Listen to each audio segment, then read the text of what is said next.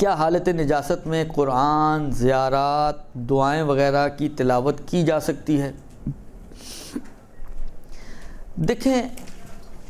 فقہی طور پر اگر آپ بات کروں میں کہ شرعاً و فقہاً حالت نجاست میں قرآن، زیارتیں، دعائیں پڑھنا کیسا ہے، تو حرام تو نہیں ہے، سوائے جنابت کی حالت میں ان آیات کے پڑھنے کا کہ جو سجدے والی آیات ہیں آغا سیستانی وغیرہ کے حساب سے، اور آغا خمینی کا پورے سورے کا مسئلہ تھا، ان کو چھوڑ کر باقی نہ قرآن پڑھنا حرام ہے، نہ دعا پڑھنا حرام ہے، نہ زیارت پڑھنا حرام ہے۔ درست، حرام تو بہرحال نہیں ہے، یہ فقہی مسئلہ تو ہو گیا۔ لیکن لوگ ہوتے ہیں دو طرح کے، کچھ ایسے لوگ ہوتے ہیں کہ جو انتہائی سست، ہو گیا تو ہو گیا اور رہ گیا تو رہ گیا، جوش میں جو کر لیا وہ کر لیا، جو رہ گیا وہ رہ گیا۔ کچھ ہوتے ہیں کہ نہیں، اتنے سست نہیں ہوتے، بالآخر اگر ابھی نہیں گیا تو تھوڑی دیر بعد کر لیں گے جا کے۔ درست۔ اب آپ پہلے دیکھیں کہ آپ کس کیٹیگری سے بلانگ کرتی ہیں۔ آیا آپ جو ہے وہ سست والی کیٹیگری میں سے ہیں کہ اگر ابھی ہو گیا تو ہو گیا، اور اگر ابھی رہ گیا تو پھر نہیں ہو پائے گا؟ تو ایسی صورت میں تو بہرحال بھاگتے چور کی لنگوٹی، چھوڑنے سے تو پڑھنا بہتر ہی ہے نا۔ مثلا فرض کریں، اعلیٰ بن باب مثال، فرض کریں کہ کوئی ولادت کا دن ہو آج اور کوئی حالت نجاست میں ہو، درست، مثلا غسل کرنا اس کو۔ اب ابھی مثلا فرض کریں کام شروع کرنے سے پہلے، میں نے کہا نا مزاج ہوتے ہیں الگ الگ، کام شروع کرنے سے پہلے آپ نے پڑھ لیا تو پڑھ لیا، اس کے بعد جب شروع ہو گئے اپنے کاموں میں تو پھر تو کچھ بھی ہو جائے نہیں ہونا، تو اس میں بہرحال نہ پڑھنے سے پڑھنا بہتر ہے۔ لیکن اگر کوئی ایسا ہو کہ اگر ابھی نہیں پڑھے گا تو 2 گھنٹے بعد پڑھ لے گا، 2 گھنٹے بعد نہیں پڑھے گا تو 4 گھنٹے بعد بالآخر پڑھ لے گا، تو بہرحال میرا مشورہ ایسے لوگوں کے لیے یہ ہے کہ جتنا زیادہ اہتمام کر کے پڑھیں، جتنا زیادہ طہارت و نجاست کا خیال رکھتے ہوئے پڑھیں، وہ ہائیلی ریکمینڈڈ۔ اگرچہ وجوب کی حد تک بہرحال نہیں ہے، لیکن اثرات ہیں اس کے اپنے، فوائد ہیں اس کے اپنے۔ آپ خود سوچیں، ایک شخص مثلا میں ہوں، درست، میں لیٹ کے قرآن پڑھ رہا ہوں، ٹانگ پہ ٹانگ رکھی ہوئی ہے، یوں قرآن پکڑا ہوا ہے، یا مثلا آج کل موبائل میں لیا ہوا ہے اور میں پڑھ رہا ہوں، اور ایک شخص ہے جو اٹھتا ہے، وضو کرتا ہے، قبلہ رخ ہو کے بیٹھتا ہے، ادب و احترام کے ساتھ قرآن لے کر قرآن کو پڑھ رہا ہے، کیا خیال ہے آپ کا؟ فرق تو ہے ہی نا، یعنی جب ہم فرق محسوس کر رہے ہیں تو خدا کی نظر میں فرق نہیں ہوگا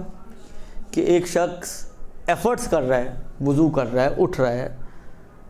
قبلہ رخ ہو کے بیٹھ رہا ہے، بیٹھ کے نماز قرآن پڑھ رہا ہے، اہتمام کر رہا ہے اس کے لیے، اور ایک شخص یعنی بالآخر یہ چیزیں بتاتی ہیں کہ آپ سامنے والی کی چیز کی اہمیت کے کتنے قائل ہو۔ ایک اس کو ایک عام کتاب کی طرح پڑھ رہا ہے، ایک اس کو قرآن کی طرح پڑھ رہا ہے۔ ایک زمانہ تھا جب ہمارے بزرگوں میں یہ ویلیوز موجود تھیں، مثلا نیاز بناتے تھے تو بڑے اہتمام سے بناتے تھے، کوئی نجس عورت اس کمرے میں نہیں آ سکتی تھی،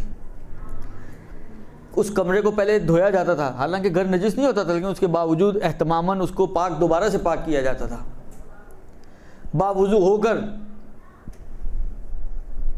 نیاز بنائی جاتی تھی۔ یہ اچھی ویلیوز تھیں، لیکن بہرحال ہم ہی لوگوں نے، میں اب اس میں عوام سے زیادہ اپنے آپ کو قصوروار اس لیے کہوں گا کہ ہم ہی لوگوں نے یہ کہہ کہ یار یہ واجب نہیں، وہ واجب نہیں، یہ ضرورت نہیں، وہ ضرورت نہیں، ہم نے آہستہ آہستہ ان ویلیوز کو ختم کر دیا۔ اب وہی والی بات ہے، ہاتھ منہ دھلا ہے کہ نہیں دھلا ہے، جاتے ہیں جا کے نیاز بنانا شروع کر دیتے ہیں، خود پاک ہیں، خود نجس ہیں، کوئی روکے ٹوکے کوئی حرام تو نہیں ہے نا،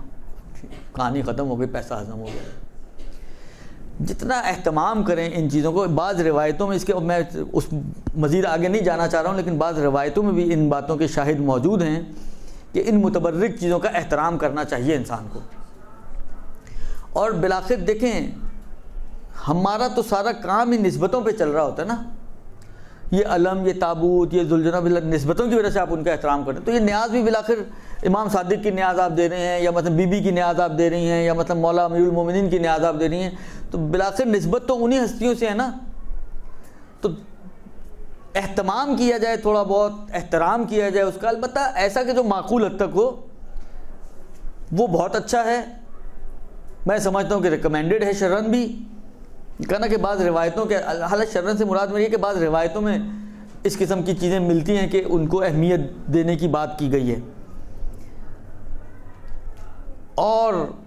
جہاں تک وجوب و حرمت کی باتیں ہیں تو بھلے واجب بھی نہیں ہے اور حرام بھی،